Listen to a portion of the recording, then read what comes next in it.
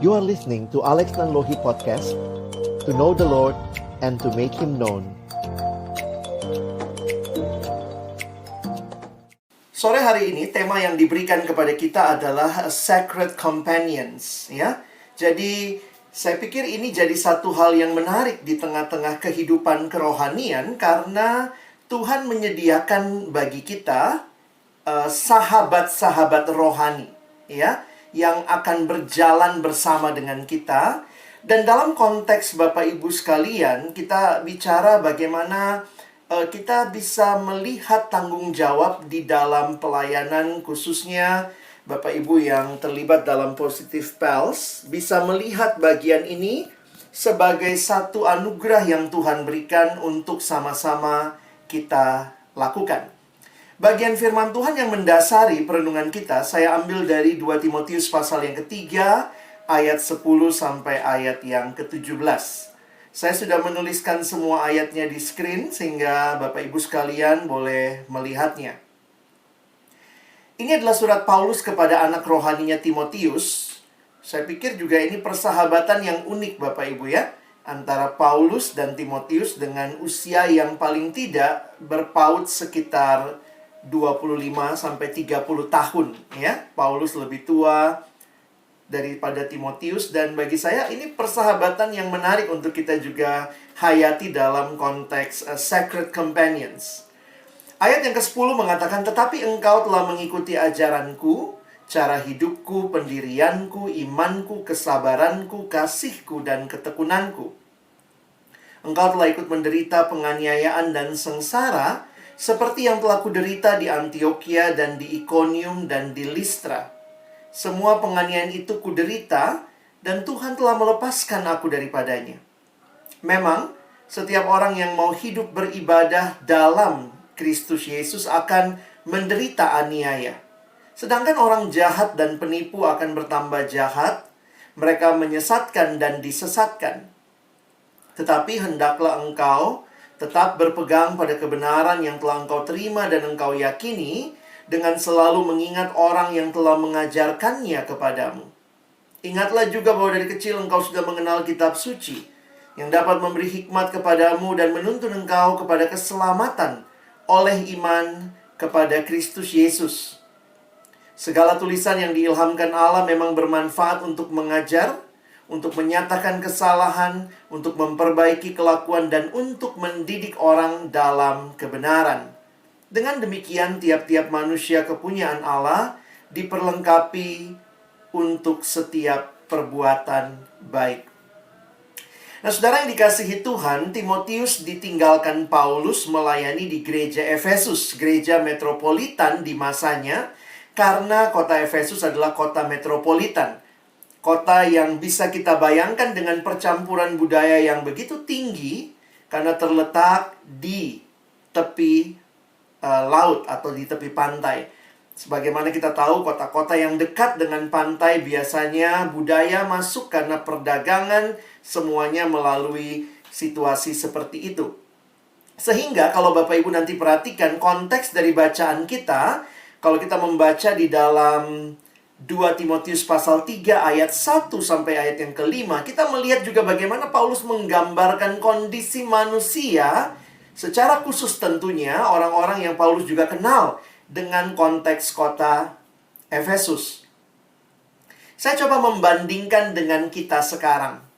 Di tengah-tengah dunia yang very fast changing world, saya pikir yang menarik adalah sejauh mana, pertanyaan ini jadi menarik ya, sejauh mana kondisi zaman saat ini mempengaruhi kita. Apalagi kita sebagai orang-orang percaya, apakah juga kita mengalami pergumulan ini? Sekularisme, di mana memisahkan agama dengan keseharian begitu ya, dengan negara dan seterusnya. Dan ini juga masuk ke berbagai sendi kehidupan. Puji Tuhan, dalam institusi yang mungkin bernilaikan, bercorakan Kristen, tentu kita bisa menjaga hal ini. Tetapi realita dunia di mana kita hidup mengajarkan bahwa Allah simpanlah dia di wilayah private. Jangan dibawa ke publik. Kalau di publik ya kita berbicara hal-hal yang lain. Jadi, kenapa saya angkat nilai-nilai ini? Karena kalau Bapak Ibu nanti juga menggali 2 Timotius 3, kita melihat nilai-nilai ini juga yang Paulus ingatkan kepada Timotius, bahwa di tengah-tengah situasi yang Timotius hadapi dalam pelayanan di gereja Efesus, ada orang-orang yang tidak menghormati Allah, tidak mau mencari Allah. Ada istilah yang Paulus pakai di situ, tidak mempedulikan agama. Belum lagi, ya ini nilai-nilai yang lain ya. Pragmatisme, ya maunya yang gampang. Ini generasi yang empang katanya, maunya enak dan gampang. Konsumerisme, hedonisme. Lalu semuanya diukur dengan materi.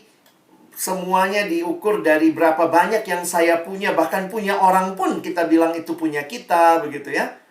Lalu kemudian dalam konteks kebenaran, kita sudah masuk kepada post-truth. Dan juga realita ini kita lihat dalam situasi Bapak Ibu yang mengajar tentunya melihat juga bagaimana feeling diangkat begitu kuat ya. Tentu manusia tidak hanya feelingnya. Ada pikiran, knowledge, emosi, dan perilaku. Tetapi generasi ini memang sedang mengangkat tinggi sekali feeling. Melampaui fakta ya. Sehingga kita mendengar misalnya yang mengatakan just follow your heart, ikutin aja hatimu gitu ya.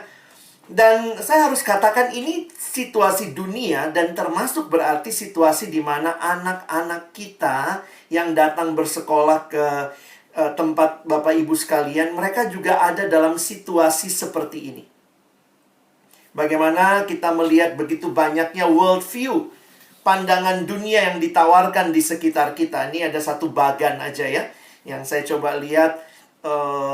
Ini menarik ya, kalau kayak diagram singkat untuk tahu worldview. Yang warna merah itu worldview-nya. Nanti Bapak Ibu bisa besarkan.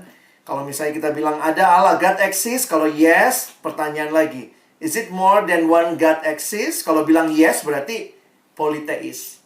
Nah, ini kita hidup dalam situasi yang seperti ini. Ada krisis yang terjadi di dalam dunia di mana Bapak Ibu Saudara dan saya hadir dan melayani. Dan ini juga berarti kondisi anak-anak yang hadir dan kita layani. Krisis bukan hanya terjadi masa kini. Pada waktu Paulus menuliskan surat 2 Timotius, pada saat itu juga krisis sekitar tahun 64 Masehi. Ancaman besar melanda kekristenan di provinsi Asia. Asia bukan hanya nama benua, tetapi nama provinsi Romawi yang meliputi bagian barat Asia kecil. Sekarang itu di Turki bagian barat. Nah, Efesus sebagai ibu kotanya. Sedikit latar belakang kita bisa melihat Paulus menulis surat 2 Timotius dari Roma sebelah kiri paling atas. Dan waktu itu Timotius sedang melayani di gereja Efesus. Lihat yang ada di tulisan Asia, ini ada kota Efesus ya. Nah, apa yang terjadi dalam kondisi waktu itu di abad pertama? Ada 2 ancaman. Satu ancaman dari luar, yaitu penganiayaan. Karena ada orang-orang yang tidak suka dengan kekristenan. Dan bukan hanya dari luar, dari dalam gereja sendiri juga ada ancaman dengan hadirnya guru-guru palsu, dengan ajaran-ajaran yang menyesatkan. Jadi kita bisa lihat, ancaman dari luar, orang-orang yang tidak suka dengan hidup orang Kristen, bukan karena mereka hidup nggak benar. Justru karena mereka hidup benar, hidup kudus, itu yang mereka dibenci. Jadi, dari luar, dari dalam situasi seperti ini, tentu tidak mudah bagi Timotius yang ditinggal Paulus melayani. Dan ditambah lagi Paulusnya sendiri ada di Roma, bukannya lagi liburan Bapak Ibu sekalian. Tapi dia ditawan. Kenapa hal ini menarik untuk kita lihat? Saya coba memperhatikan baik kondisi masa lalu, kekristenan mula-mula, ada krisis yang dialami. Dan waktu kita melihat kondisi kita sekarang, saya pikir krisisnya juga sama. Memang mungkin tidak seperti dulu, penganiayaan yang dialami tidak seperti dulu, tetapi masih ada penganiayaan, masih ada. Tapi mungkin juga nilai-nilai yang tadi kita lihat di awal sedang masuk, meresap begitu dalam di dalam keseharian manusia modern, termasuk anak-anak kita. Apa yang mau dicetak, tanda kutip ya kalau kita pakai istilah, apa yang mau dicetak dan dibentuk melalui sekolah Kristen Citra Kasih? Apa yang Bapak Ibu sama-sama perjuangkan? Bapak Ibu sedang ada dalam krisis, dan anak-anak yang kita layani juga dalam krisis zaman yang menawarkan begitu banyak pandangan. Sehingga saya melihat ada beberapa hal yang Paulus sampaikan. Ada dua hal saja yang hari ini saya angkat, yang sekali lagi bicara tentang conviction.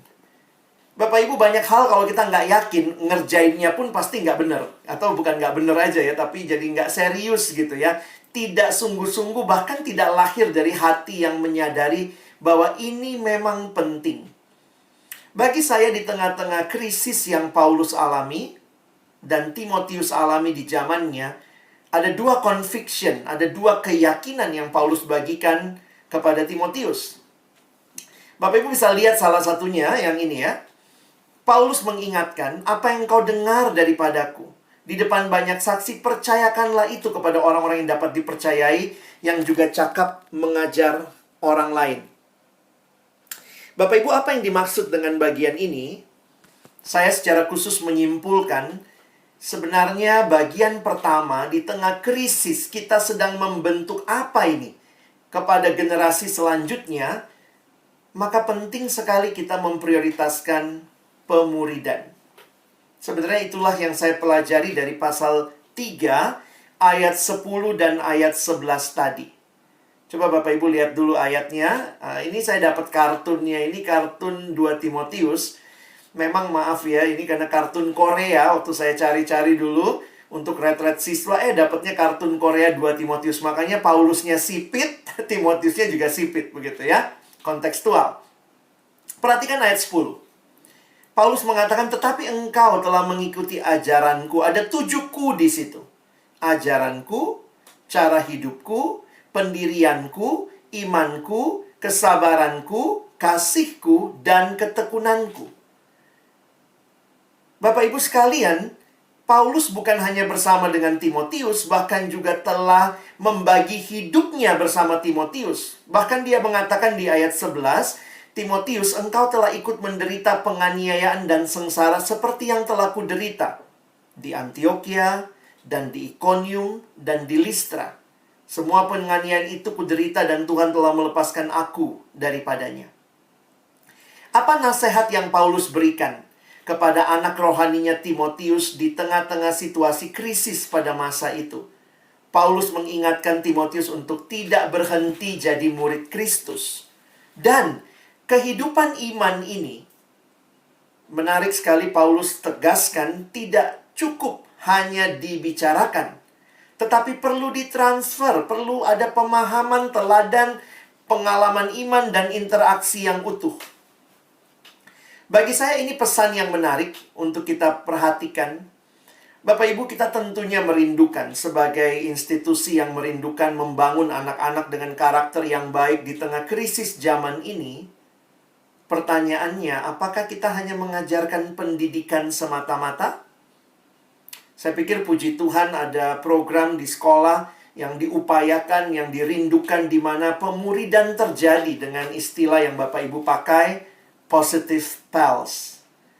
Nah pertanyaannya, apakah ini keyakinan kita juga? Jangan-jangan cuma keyakinan pihak sekolah. Jangan-jangan cuma keyakinan pihak yayasan. Apakah kita juga melihat ini keyakinan yang kita dapat sebenarnya dari kitab suci? Bagaimana kita membentuk generasi ini tidak cukup hanya dikhotbahin, Bapak Ibu. Saya makin menyadari ketika gereja mulai belakangan sibuk semua bicara pemuridan. Kalau kami di pelayanan mahasiswa sudah lama bicara pemuridan, karena memang itu yang kita lihat dalam bagian yang Tuhan ingatkan. Tetapi apa yang terjadi bahwa ternyata kita makin menyadari membentuk orang itu bukan cuma dia supaya tahu. Kalau supaya tahu gampang, dikasih les, suruh bagiin PowerPoint-nya semua dapat. Tetapi pentingnya pemuridan di mana ada hidup yang dibagikan. Bapak Ibu bisa tahu ajaran saya karena saya khotbah. Nah, itu gampang ya, tahu ajaranku. Tapi bagaimana Bapak Ibu tahu cara hidup saya? Pendirian saya, iman saya, kesabaran saya. Itu butuh sesuatu yang intentional dekat, dan konsisten. Karena itulah saya pikir mari kita memaknai kesempatan yang Tuhan berikan, bukan hanya mengajar, tetapi juga memimpin, kesempatan memimpin, membentuk anak-anak kita ini. Bagaimana mereka bertahan dalam krisis? Biarlah mereka melihat hidup yang kita lalui juga, yang tentunya kita juga mengalami krisis, tetapi kita belajar dan berjuang dekat dengan Tuhan, dan mereka bisa melihat itu. Melalui apa? Kebersamaan kita. As a sacred companions.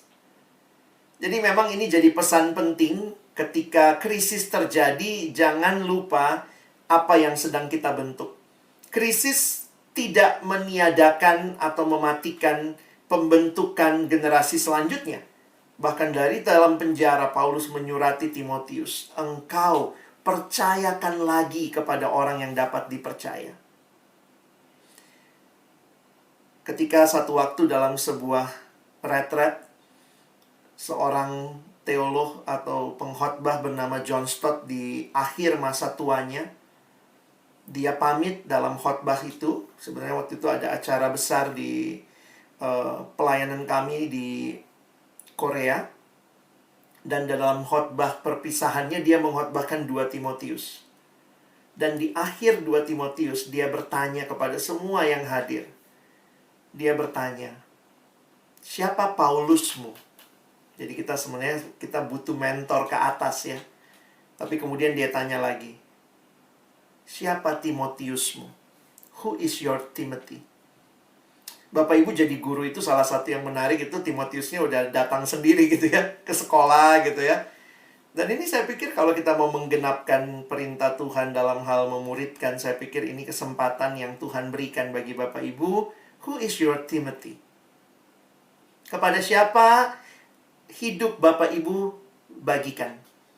Mereka melihat inilah hidup orang yang dekat dan takut akan Tuhan. Mereka melihat iman kita, mereka melihat kesabaran kita, mereka melihat kasih kita. Nah, saya pikir di sekolah itu kesempatan yang luar biasa karena Bapak Ibu banyak sekali waktu bersama dengan murid-murid. Jadi kiranya ini jadi satu penghayatan kita ya. Yang pertama, tegaskan pemuridan harus berlangsung. Apapun istilah yang Bapak Ibu pakai, tapi esensinya adalah ada hidup yang dibagikan. Supaya orang-orang yang muda ini menangkap dengan kuat. Karakternya dibentuk, diarahkan kepada Kristus. Dan itulah yang akan menolong mereka tangguh menghadapi tantangan generasi yang luar biasa ini. Namun yang kedua adalah pentingnya kitab suci. Itulah ayat 14 sampai 16. Satu sisi ada hidup teladan yang dibagikan. Tapi di sisi lain ada firman Tuhan yang mendasari pemahaman dan membentuk perilaku. Jadi menarik Bapak Ibu ya. Ada kitab suci, kitab yang benar. Dan ada teladan iman yang menyatakan hidup yang benar. Wah, ini indah. Seperti sebuah koin bermata dua. Ya, 2 sisi. Satu sisi harus ada ajaran yang benar, kitab suci menjadi dasar landasan. Dan kedua, ada hidup yang benar. Jadi ternyata dalam konteks krisis yang terjadi, di mana orang tidak tahu lagi apa yang harus dipercaya, pentingnya kitab suci. Tapi kitab suci bukan hanya sesuatu yang teoritis, tapi mereka bisa lihat ada hidup orang-orang yang benar-benar melakukan kitab suci. Itulah yang Paulus lihat. Itulah yang Timotius lihat dalam hidup Paulus. Paulus bukan hanya menegaskan ini Alkitab ya, ikutin. Tetapi dia kemudian menyatakan bagaimana dirinya. Itulah yang dia hidupi. Ayat yang ke-16 mengatakan segala tulisan diilhamkan Allah memang bermanfaat untuk mengajar, menyatakan kesalahan, memperbaiki kelakuan, dan untuk mendidik orang dalam kebenaran. Dengan demikian tiap-tiap manusia kepunyaan Allah diperlengkapi untuk setiap perbuatan baik. Lebih jauh lagi Mazmur 119 ayat 9. Bapak Ibu, kita rindu anak-anak kita bukan anak-anak yang senang dengan pornografi, bukan anak yang senang dengan iri hati, akar pahit, kebusukan dalam hati, iri hati. Bagaimana menjaga mereka mempertahankan kelakuannya bersih? Dengan memberikan firman Tuhan. dengan menolong mereka memahami firman Tuhan. Supaya akhirnya mereka belajar mengerti bahwa hidup mereka adalah hidup di hadapan Allah yang memberikan hidup ini bagi mereka. Alkitab harus jadi menu utama di dalam perjalanan kita bersama dengan adik-adik, anak-anak yang kita kasihi. The Bible will keep you from sin, or sin will keep you from the Bible. Ini kalimat D.L. Moody. Dan lebih jauh dia mengingatkan, the Bible was not given for our information, but for our transformation. Alkitab diberikan untuk transformasi hidup kita. Makanya membaca Alkitab ya tidak dimaksudkan untuk sekedar menambah pengetahuan.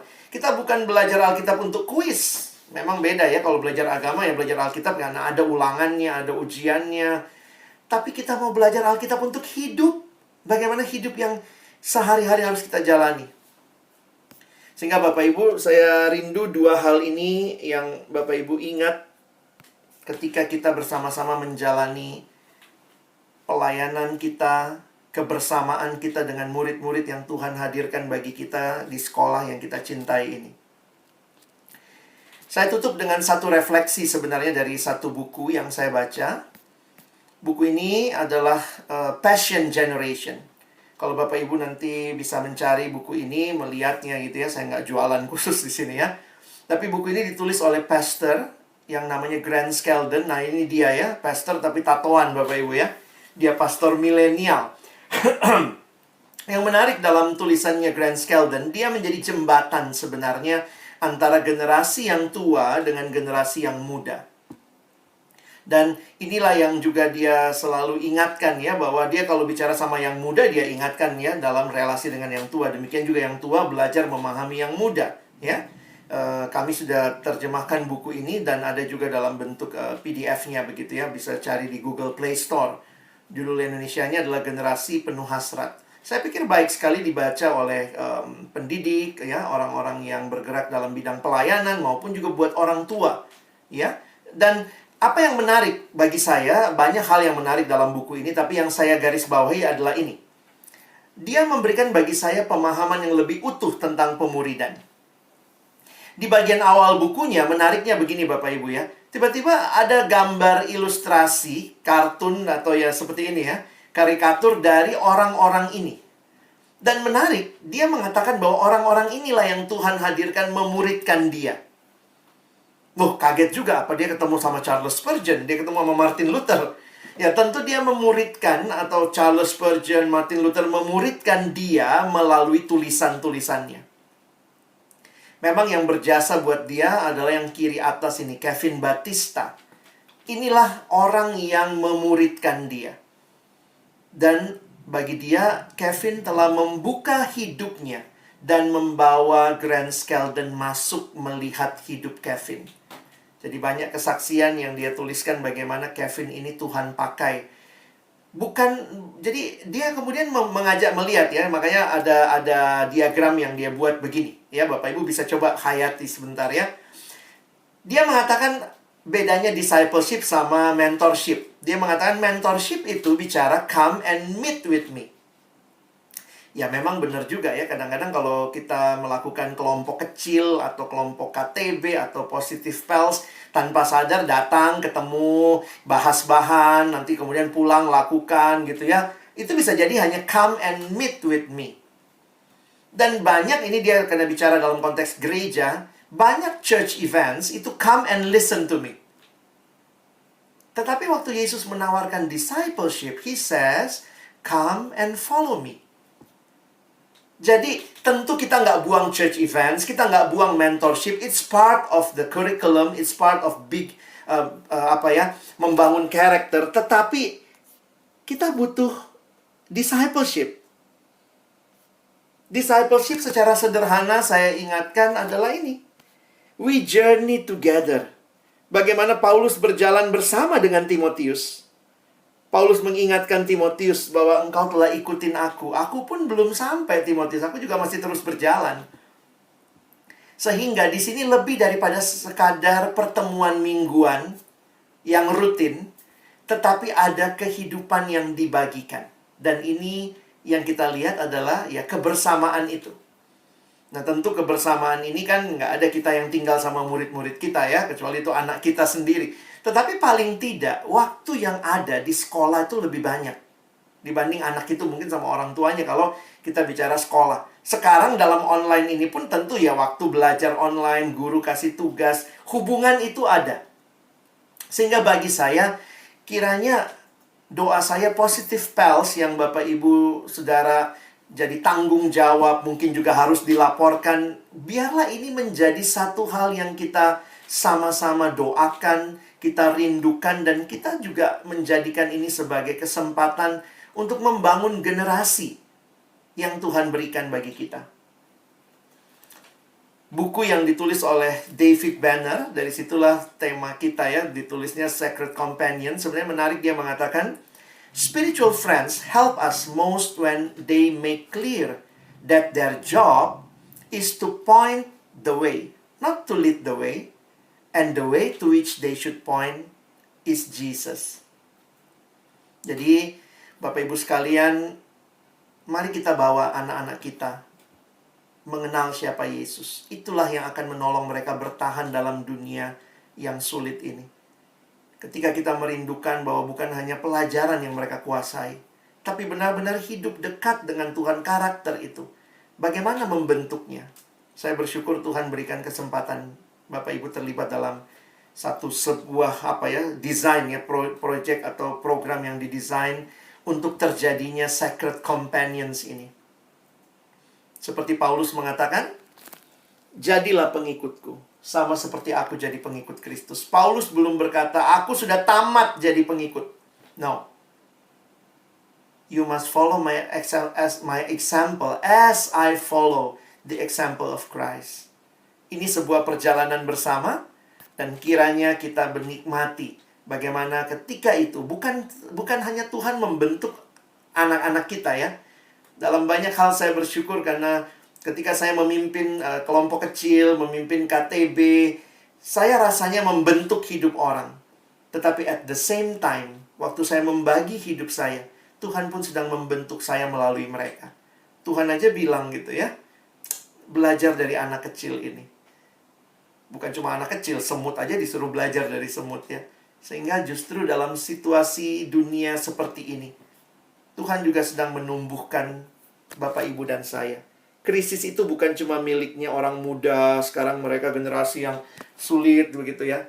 Tapi juga bagi kita yang mungkin di tengah-tengah berbagai himpitan pergumulan, mungkin juga nilai-nilai yang kita miliki sudah makin mirip dunia, bukan mirip Kristus. Ketika Tuhan percayakan ada anak-anak yang kita bangun hidupnya, kadang-kadang kita jadi berpikir ulang tentang nilai-nilai kita ya. Aku ngajarin begini, aku begitu nggak ya? Tapi ini jadi bagian yang saya pikir iya benar. Pertumbuhan itu bersama terjadinya. Tuhan membentuk orang lain lewat hidup saudara. Dan izinkan juga Tuhan membentuk hidup saudara lewat orang lain. Kiranya Tuhan menolong kita menikmati perjalanan. Mungkin ini bukan hanya dengan murid-murid kita, tetapi sesama Bapak, Ibu, guru, karyawan. Saya pikir kesempatan kita jadi accountable friend one another. Kita saling bergumul mendoakan. Dan biarlah kita terus bertumbuh seperti Kristus. Amin. Mari kita berdoa.